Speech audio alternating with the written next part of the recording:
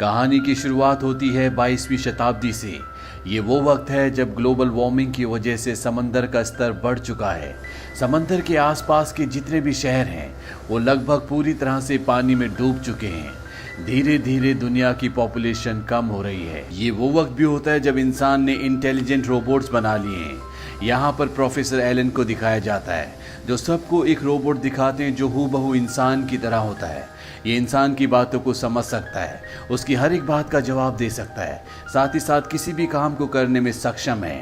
पर इस रोबोट के अंदर वो नहीं है जो इंसान को इंसान बनाता है, और वो होते हैं इमोशंस। प्रोफेसर एलन अनाउंस करते हैं कि बहुत जल्दी वो एक और रोबोट बनाने वाले हैं जिसके अंदर सारे इमोशंस होंगे, और ये एक बच्चे के रूप में होगा जो उस इंसान को जो उसे खरीदेगा उसे सेल्फलेस यानी कि बिना स्वार्थ के बेइंतहा प्यार करेगा। प्रोफेसर एलन से सवाल पूछा जाता है कि इस बात की क्या गारंटी है कि इंसान भी उस रोबोट को उसी तरह से प्यार करे। प्रोफेसर कहते हैं कि जब ईश्वर ने एडम को, जो कि इस दुनिया का पहला इंसान था, उसे बनाया था, तो क्या ईश्वर ने एडम से प्यार नहीं किया था?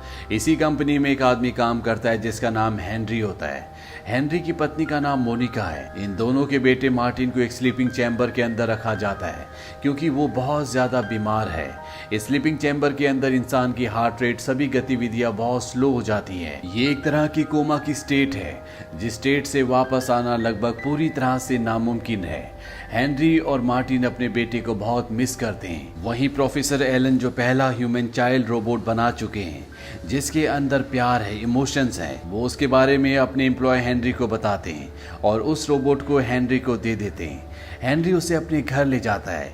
ये हूबहू इंसान के बच्चे की तरह दिखता है। इसका नाम होता है डेविड। मार्टिन की पत्नी मोनिका अपने बेटे की जगह किसी मशीन को नहीं देना चाहती, इसीलिए वो डेविड को अपने साथ अपने घर पर रखने से मना कर देती है। पर हेनरी अपनी पत्नी को समझाता है कि हमें जिंदगी को एक मौका देना चाहिए। मोनिका उसकी बात मान जाती है। हेनरी कहता है कि तुम्हें एक पासवर्ड बोलना होगा, जिस पासवर्ड को बोलने के बाद ये रोबोट तुम्हारा हो जाएगा, और इन फ्यूचर अगर तुम्हें रोबोट नहीं चाहिए तो तुम्हें इसे हमारी कंपनी को वापस करना होगा। वो इसे डिसमेंटल कर देंगे क्योंकि एक बार जब ये रोबोट किसी के साथ किसी के घर पर रहता है तो इसकी यादों में हमेशा के लिए वो लोग बस जाते हैं जिन्हें निकाला नहीं जा सकता। इसीलिए इस रोबोट को किसी और फैमिली को नहीं दिया जा सकता। मोनिका डेविड को अपनी फैमिली में रखने के लिए तो मान जाती है, पर वो उस पासवर्ड को नहीं बोलती जिस पासवर्ड को बोलने के बाद डेविड हमेशा के लिए उसका हो जाएगा। शुरू में मोनिका डेविड को पसंद नहीं करती, पर जैसे जैसे वक्त बीतता है उसका डेविड से लगाव बढ़ता ही चला जाता है। वो उसमें अपने बेटे को देखना शुरू कर देती है, और एक दिन वो पासवर्ड, जिस पासवर्ड को बोलने के बाद डेविड हमेशा के लिए उसका होगा, वो उसके सामने उस पासवर्ड को बोलती है, और जैसे ही वो पासवर्ड बोलती है डेविड उसे मॉम बोलना शुरू कर देता है। डेविड के अंदर बहुत सारे इमोशंस आ जाते हैं। ऐसा लगता ही नहीं कि ये रोबोट है, ऐसा लगता है कि ये सच में मोनिका का बेटा है। और अब डेविड की वजह से मोनिका के घर में खुशियां वापस लौट आती है। वो डेविड को अपने बेटे की तरह ट्रीट करती है। डेविड भी अपनी मॉम मोनिका से बहुत प्यार करता है। एक दिन वो मोनिका से पूछता है, मॉम विल यू डाई, क्या तुम मर जाओगी? वो कहती कि हाँ, शायद 50 साल में और जीऊंगी। डेविड उसकी गोद में सर रखता है और कहता है कि मैं चाहता हूँ कि आप हमेशा जिंदा रहें, मैं तुमसे बहुत प्यार करता हूँ। मोनिका ये सुनकर इमोशनल हो जाती है और वो उसे अपने बेटे मार्टिन का एक टॉय देती है। ये एक टेडी बेयर है। ये सुपर टॉय है जो बात भी कर सकता है, जिसका नाम टेडी होता है। टेडी की और डेविड की दोस्ती हो जाती है। कुछ ही दिनों बाद मोनिका को कॉल आता है। उसे बताया जाता है कि उसका बेटा मार्टिन अब पूरी तरह से रिकवर हो चुका है। जल्दी ये मार्टिन को घर वापस ले आते हैं। मार्टिन घर आने के बाद डेविड से जेलस हो जाता है। वो उसे बिल्कुल पसंद नहीं करता और उसे एहसास दिलाता है कि वो इंसान नहीं बल्कि एक रोबोट है जिसके बारे में डेविड को कुछ पता नहीं होता। एक रात को मार्टिन डेविड से कहता है कि अगर तुम चाहते हो कि मॉम तुमसे और ज्यादा प्यार करे तो तुम्हें उनके बाल काटकर अपने पास रखने होंगे। डेविड मार्टिन की बात मान जाता है क्योंकि वो मोनिका से बहुत प्यार करता है, और जब मोनिका सो रही होती है तो डेविड उसके थोड़े से बाल काट देता है। पर तभी मोनिका और उसके हस्बैंड हेनरी की नींद खुल जाती है। हेनरी उससे पूछता है कि तुमने ऐसा क्यों किया? वो कहता है, मैं चाहता हूँ कि मॉम मुझसे और भी प्यार करे। डेविड के हाथ से मोनिका के बाल नीचे टेडी बेयर के सामने गिर जाते हैं। अगले दिन ये एक पूल पार्टी में जाते हैं जहाँ पर मार्टिन के बहुत सारे दोस्त होते हैं। उनके पास एक चाकू होता है। वो उस चाकू की नोक को डेविड की बॉडी में चुभाते हैं। दरअसल वो देखना चाहते हैं कि रोबोट को दर्द होता है कि नहीं। और डेविड की प्रोग्रामिंग इस तरह से होती है कि वो अपने आप को बचाने के लिए मार्टिन को पकड़ लेता है। वो कहता है कि मुझे बचाओ, और तभी गलती से दोनों पूल के अंदर गिर जाते हैं। डेविड ने मार्टिन को अपनी जान बचाने के लिए बहुत जोर से पकड़ा होता है, इसीलिए ऊपर नहीं आ पाता और धीरे धीरे उसकी सांस बंद होना शुरू हो जाती है। और तब तक मार्टिन को पानी से निकाल दिया जाता है और उसकी जान बच जाती है। और अब हेनरी ये डिसाइड करता है कि वो डेविड को वापस कंपनी को दे देंगे। पर जब मोनिका डेविड को वापस कंपनी को लौटाने जा रही होती है तो वो अपना माइंड चेंज कर लेती है, क्योंकि वो जानती है कि अगर डेविड को कंपनी को दे दिया गया तो कंपनी उसे डिस्ट्रॉय कर देगी। इसीलिए वो उसे रास्ते में जंगल में उतारती है और कहती है कि अब तुम्हें यहाँ पर अकेले रहना होगा। डेविड को शुरू में लगता है कि ये गेम है, पर मोनिका कहती है कि अब तुम्हें यहीं पर अकेले रहना होगा। इस बात से डेविड पूरी तरह से टूट जाता है। वो बच्चों की तरह रोता है। वो कहता है कि मॉम मुझे यहाँ अकेला मत छोड़ो। मोनिका कहती है कि मैं तुम्हें अपने साथ नहीं ले जा सकती, तुम्हें यहीं पर रहना होगा। वो वहां से जाने लगती है। डेविड कहता है कि अगर मैं पिनोकियो की तरह असली बन गया तो क्या आप मुझे घर वापस आने देंगी। दरअसल मोनिका ने डेविड को एक कहानी सुनाई होती है, द एडवेंचर ऑफ पिनोकियो, जिसमें एक नीली परी होती है जो पिनोकियो नाम के पपेट को असली इंसान बना देती है। डेविड को लगता है कि अगर उसने नीली परी को ढूंढ लिया तो वो नीली परी उसे भी इंसान बना देगी। मोनिका उसे समझाती है कि ऐसा कुछ भी नहीं है, वो सिर्फ एक कहानी है। तुम्हें इंसानों से दूर रहना है, तुम्हें अपने जैसे रोबोट्स को ढूंढना होगा, उन्हीं के साथ तुम सेफ हो। अगर इंसानों ने तुम्हें देख लिया तो वो तुम्हें डिस्ट्रॉय कर देंगे। दरअसल इस वक्त में ऐसे रोबोट्स को जिनका कोई भी मालिक नहीं होता, उन्हें डिस्ट्रॉय कर दिया जाता है। मोनिका यहाँ से चली जाती है और अब डेविड के साथ उसका सिर्फ टेडी बेयर है। जब वो आगे जाता है तो उसे वहां पर बहुत सारे रोबोट्स दिखते हैं जो सब डेविड की तरह बेघर होते हैं। तभी यहाँ पर इन्हें पकड़ने के लिए एक ग्रुप आता है जो इन सब रोबोट्स को पकड़ लेते हैं। दरअसल इस वक्त में बहुत सारे ऐसे ग्रुप्स होते हैं जो रोबोट्स को पकड़कर डिस्ट्रॉय कर देते हैं, क्योंकि इन लोगों का ये मानना होता है कि इस तरह की रोबोट्स इंसानों के लिए खतरा बन सकते हैं। इन सबको एक जगह ले जाया जाता है जहाँ पर बहुत सारे लोग होते हैं और सबके सामने इन रोबोट्स को डिस्ट्रॉय कर दिया जाएगा। डेविड की मुलाकात यहाँ पर एक दूसरे रोबोट से होती है जिसका नाम जॉय होता है। ये एक जिगलो है। इसके ऊपर इल्जाम होता है कि इसने एक इंसान का खून किया है और अब इन दोनों को सबके सामने डिस्ट्रॉय करने के लिए तैयार किया जाता है। पर जब लोग डेविड को देखते हैं तो उन्हें यकीन हो जाता है कि ये कोई रोबोट नहीं बल्कि इंसानी बच्चा है। इसीलिए सब इस ग्रुप का विरोध करते हैं और बीच में आकर डेविड को और जॉय को छुड़ा देते हैं। डेविड और जॉय यहाँ से जंगल की तरफ निकल जाते हैं, जहाँ पर डेविड जॉय को बताता है कि मैं अपनी मॉम के पास वापस जाना चाहता हूँ, पर जब तक मैं रियल बॉय नहीं बन जाता मैं वापस नहीं जा सकता और मुझे एक असली इंसान रियल बॉय सिर्फ ब्लू फेरी यानी कि नीली परी बना सकती है। क्या तुम जानते हो कि मुझे नीली परी कहाँ पर मिलेगी? ये सुनने के बाद जॉय उसे शहर ले आता है जहाँ पर वो उसे डॉक्टर नो से मिलाता है।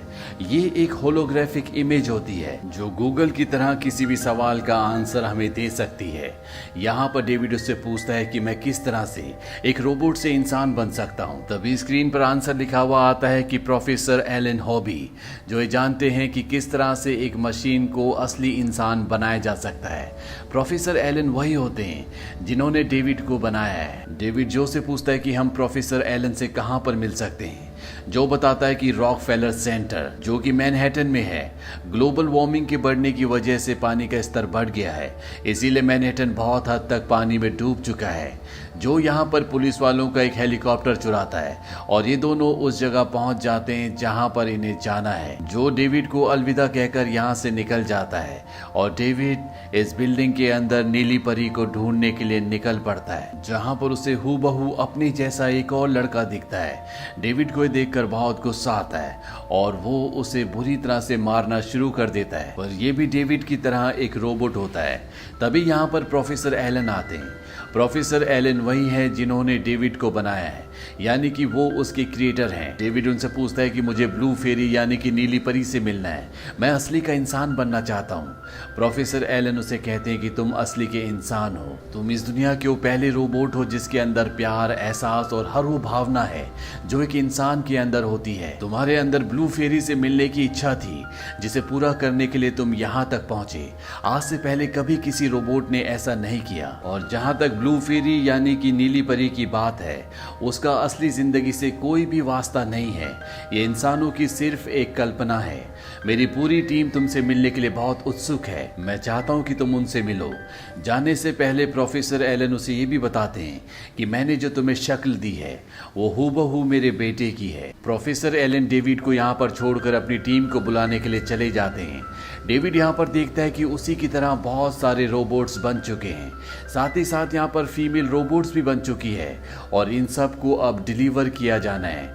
यानी कि बहुत जल्दी पूरी दुनिया में डेविड की तरह कई सारे रोबोट्स होंगे। इस बात से डेविड का दिल पूरी तरह से टूट जाता है, क्योंकि जो उसका अस्तित्व था अब पूरी तरह से खत्म हो चुका है। क्योंकि आज तक डेविड को यही लगता था कि उसके जैसा इस दुनिया में कोई नहीं है। वो इंसान बन चुका है, वो सबसे अलग है। पर अब उसका भ्रम टूट चुका है। उसे यकीन हो चुका है कि वो इंसान नहीं बन सकता और उसकी मॉम कभी उसे नहीं अपनाएगी। इसीलिए अपने आप को खत्म करने के लिए वो बिल्डिंग के कॉर्नर से पानी में कूद जाता है। पर जब वो पानी के अंदर जाता है तो देखता है कि पूरा का पूरा शहर पानी के अंदर डूबा हुआ है। और तभी उसे कुछ ऐसा दिखता है जिससे उसकी आंखें खुली की खुली रह जाती है। पर इससे पहले कि वो उसके पास जाता, एक फंदा आता है और उसे ऊपर खींच लेता है।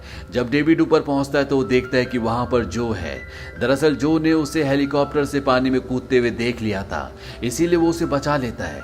डेविड उसे बताता है कि मैंने पानी में नीली परी यानी कि ब्लू फेरी को देखा, मैं उसके पास जाना चाहता हूँ। जो उसे कहता है कि अगर तुम इंसान बनोगे तो मुझे हमेशा याद रखना। और तभी ऊपर एक ड्रोन आ जाता है। ये ड्रोन उन अधिकारियों का होता है जो जैसे रोबोट्स को पकड़ते हैं जिनका कोई भी मालिक नहीं होता। वो मैग्नेटिक पावर से जो को ऊपर खींचना शुरू करते हैं। पर इससे पहले कि जो ऊपर जाता, जो उस हेलीकॉप्टर को जो अब पानी में तैर रहा है उसे सबमरीन यानी कि पनडुब्बी मोड में सेट कर देता है। दरअसल ये एक एडवांस हेलीकॉप्टर है जो हवा में, पानी में हर जगह चल सकता है। जॉय को ऊपर खींच लिया जाता है और डेविड अपने टेडी के साथ उस सबमरीन में बैठकर उस परी के सामने पहुंच जाता है। दरअसल ये एक स्टैचू होता है जो कि कोनी आइलैंड में है। जब ये जगह पानी के ऊपर थी तो ये इंसानों के इंटरटेनमेंट की सबसे बेहतरीन जगह थी। डेविड अपने टेडी के साथ हेलीकॉप्टर के अंदर बैठकर नीली परी को देख रहा होता है और तभी यहाँ पर एक बहुत बड़ी राइड, जिस राइड के ऊपर बैठकर कभी पूरे शहर को देखा जा सकता था, वो राइड इनके हेलीकॉप्टर के ऊपर आकर गिर जाती है। इनका हेलीकॉप्टर फंस जाता है, पर अब भी ये नीली परी को देख सकते हैं। डेविड को यकीन होता है कि ये नीली परी असली है। वो उससे बार बार एक ही बात कहता है, I want to be real, I want to be human. मैं एक इंसान बनना चाहता हूँ ताकि मैं अपनी मॉम के पास वापस जा सकूं। और ये बात वो तब तक कहता है जब तक उसकी पावर पूरी तरह से ऑफ नहीं हो जाती। धीरे धीरे वक्त बीतता है और 2000 साल बीत जाते हैं। धरती पर आइस एज आ चुका है। इंसान धरती से पूरी तरह से विलुप्त हो चुके हैं। यहाँ पर अब कुछ एडवांस रोबोट्स हैं और वो उस जगह पहुंच जाते हैं जहाँ पर डेविड पिछले 2000 सालों से है। वो डेविड के सिर के पास हाथ लगाते हैं जिससे उसे पावर मिलती है और वो जाग जाता है। हेलीकॉप्टर से बाहर निकलने के बाद वो ब्लू फेरी यानी कि नीली परी के पास जाता है। जैसे ही वो उसे छूता है वो पूरी तरह से बिखर जाती है। यहाँ पर जो रोबोट्स होते हैं जिन्हें स्पेशलिस्ट कहा जाता है, इन्होंने कभी भी इंसानों को नहीं देखा, इसीलिए डेविड को लेकर ये बहुत उत्सुक होते हैं क्योंकि ये इंसानों के बारे में जानना चाहते हैं। और जब भी डेविड की मेमोरी को रीड करते हैं तो इन्हें पता चलता है कि डेविड अपनी मॉम से बहुत प्यार करता है, उनसे मिलना चाहता है। साथ ही उसकी यादों में नीली परी भी होती है, इसीलिए एक रोबोट उसके सामने नीली परी बनकर आता है और डेविड को पूरी सच्चाई बताता है कि 2000 साल बीत चुके हैं, इंसान धरती से खत्म हो चुके हैं, तुम्हारी मॉम भी अब मर चुकी है, उन्हें वापस नहीं लाया जा सकता, पर हम तुम्हारे वक्त से दूसरे लोगों को वापस ला सकते हैं जिनका डीएनए या बॉडी सैंपल्स हमारे पास है। तभी यहाँ पर टेडी आता है। टेडी के पास आज भी वो बाल होते हैं जो हजारों साल पहले डेविड ने अपनी मॉम के काटे थे, यानी कि मोनिका का डीएनए इनके पास है। रोबोट्स यहाँ पर मोनिका को बना देते हैं, लेकिन यहाँ पर मोनिका सिर्फ एक ही दिन के लिए जिंदा रह सकती है और ना ही उसे दोबारा बनाया जा सकता है। डेविड अपनी मॉम मोनिका के पास जाता है, जिसे देखकर वो बहुत खुश होता है। मोनिका भी अपने बेटे डेविड को देखकर बहुत खुश होती है। ये दोनों एक दूसरे के साथ बहुत अच्छा दिन बिताते हैं। रात को जब मोनिका सोने जाती है तो डेविड से कहती है कि वो उससे बहुत प्यार करती है, उसने हमेशा उससे प्यार किया। इसके बाद मोनिका सो जाती है। डेविड भी उसके पास सो जाता है। डेविड जानता है कि उसकी मॉम अब कभी नहीं उठेगी, पर उसके चेहरे पर एक सांत्वना होता है, खुशी होती है। और डेविड भी इसके बाद सो जाता है और पहली बार वो अपनी जिंदगी में उस जगह पहुंच जाता है जहां पर इंसानों के दिमाग में सपने पनपते हैं। इसी के साथ ये कहानी यहीं पर खत्म हो जाती है। ये फिल्म सन 2001 में रिलीज हुई थी। IMDb पर इसकी रेटिंग है 7.2।